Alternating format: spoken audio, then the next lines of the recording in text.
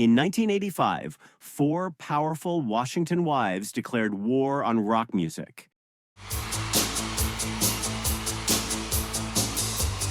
They created a list called the Filthy 15, songs so dangerous they believed they could corrupt America's youth. But here's the twisted part. Getting banned actually made these songs more popular than ever. Today, I'm revealing the shocking truth behind 12 rock songs from the 1980s that authorities desperately tried to silence, and why some of them are still restricted today. By the end of this video, you'll understand why some of these songs are still age-restricted on platforms today, and how a group of bored Washington housewives accidentally created the best marketing campaign rock music ever had. The trigger moment. It all started with one angry mother and a Prince album. In 1984, Tipper Gore bought her 11-year-old daughter the Purple Rain soundtrack. When she heard the lyrics to Darling Nikki, a song about a girl who pleasures herself in a hotel lobby, Tipper lost her mind.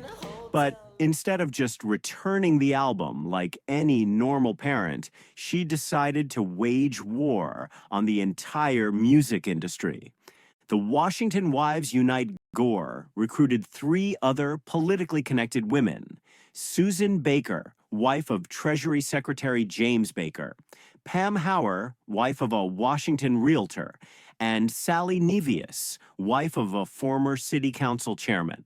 They called themselves the Parents Music Resource Center, but everyone knew them as the Washington Wives, women with too much time and too much political power. The Filthy 15 is born in May 1985. These four women compiled what they called the Filthy 15, a hit list of the most dangerous songs in America.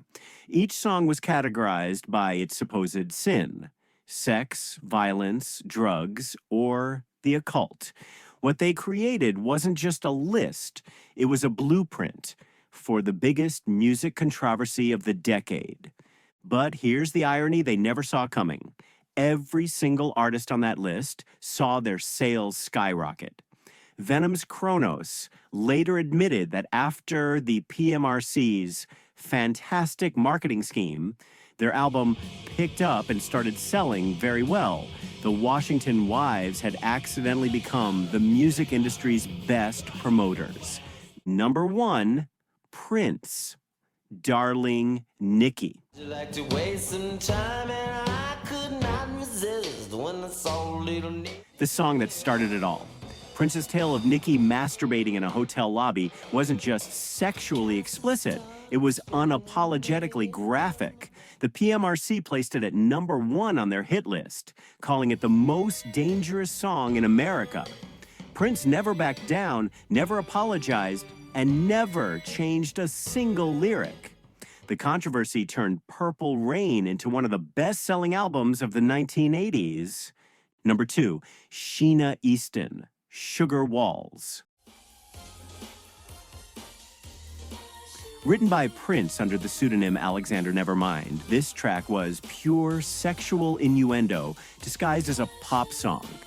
Easton's sweet voice singing about her sugar walls fooled radio programmers initially, but the PMRC wasn't fooled. They branded it pornographic, but the ban only made it climb higher on the charts. Number three, AC/DC, Let Me Put My Love Into You.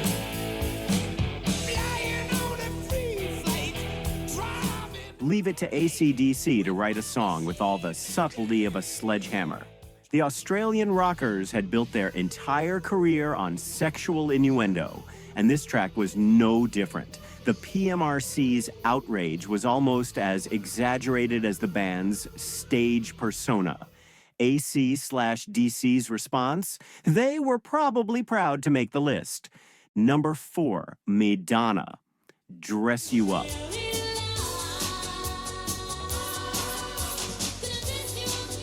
Madonna's inclusion proved the PMRC's desperation.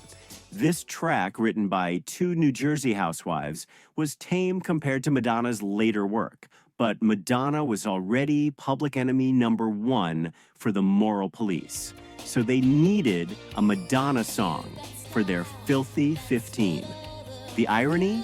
This scandalous track helped cement her status as the queen of pop. Number 5, WASP, Animal Fuck Like a Beast.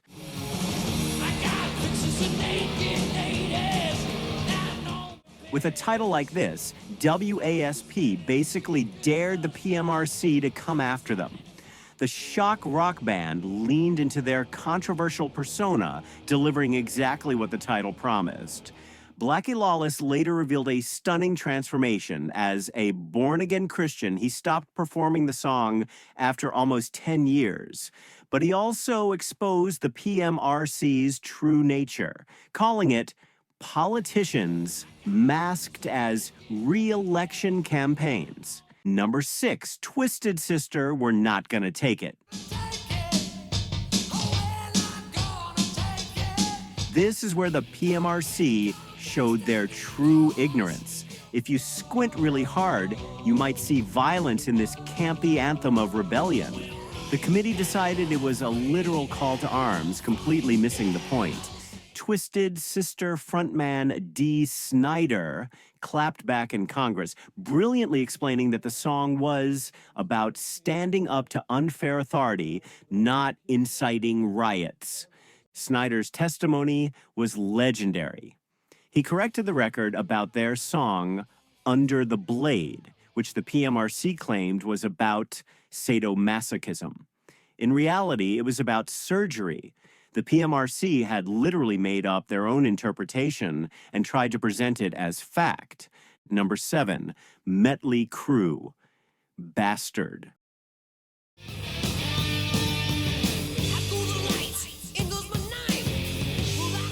The Crüe had built their reputation on decadence and excess, so landing on the Filthy 15 was almost inevitable. Bastard was flagged for violence, but by Mötley Crüe standards, it was relatively tame. The band's real controversy came later with their Girls, Girls, Girls music video, which was filmed at their favorite strip club and featured complete nudity. MTV banned the original version immediately. Number 8, Def Leppard, High and Dry, Saturday Night.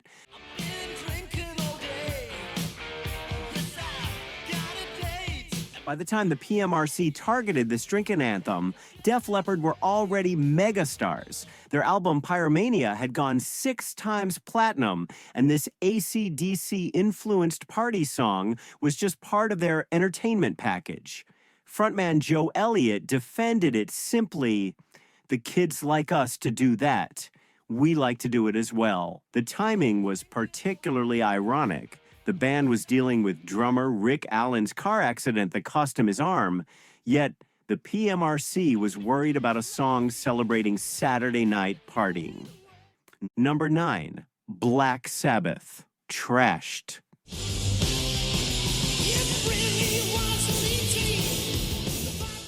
The godfathers of heavy metal landing on a moral panic list was inevitable. Trashed dealt with drug and alcohol themes, but by 1985, Black Sabbath had already spent over a decade singing about much darker subjects.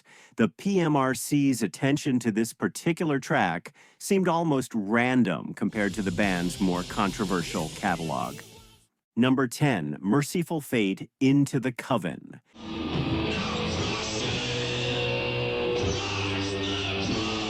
This was the PMRC's attempt to fuel the satanic panic that was sweeping America in the 1980s. Mercyful Fate's theatrical approach to occult imagery made them an easy target. The Danish metal band's leader, King Diamond, had built his entire persona around horror and the supernatural, but it was clearly performance art, not religious practice. Number 11, Venom, Possessed. Venom practically invented the aesthetic that would later be called black metal. Their song Possessed was everything the PMRC feared: aggressive, dark, and unapologetically anti-establishment. Frontman Kronos later called the PMRC a bunch of losers and bored people with nothing better to do. He wasn't wrong, and he thanked them for the sales boost their controversy provided. Number 12, Judas Priest, Eat Me Alive. Rob Halford's Metal Machine delivered exactly what the title suggested: pure, aggressive, heavy metal. The PMRC's complaint about explicit lyrics missed the point entirely. This wasn't about corrupting youth, it was about the power and energy of heavy metal music. But here's where the story gets really interesting. The PMRC's crusade led to congressional hearings in September 1985. 3 music legends testified against them: Frank Zappa, John Denver, and Dee Snider. Zappa called the PMRC demands an instruction manual for some sinister kind of toilet training program. Denver pointed out that which is denied becomes that which is most desired. The backfire effect. Every single prediction the PMRC made was wrong. None of these songs corrupted America's youth. Instead, they became classics. The parental advisory stickers they created became badges of honor. Artists started hoping to get banned because it guaranteed sales. While the PMRC fought their war on lyrics, MTV was waging its own battle against music videos. Queen's Body Language became the first video ever banned by MTV in 1982 for its homoerotic undertones, imagery that would be considered tame by today's standards. The network banned Queen's I Wanna Break Free because they thought it promoted cross-dressing, when the band was simply parodying a British soap opera. Van Halen's Oh Pretty Woman got banned for bizarre imagery involving dwarves. These bans often said more about the censors' minds than the actual content. The most ridiculous example was Twisted Sister's Be Cruel to Your Skule video, which featured zombie students.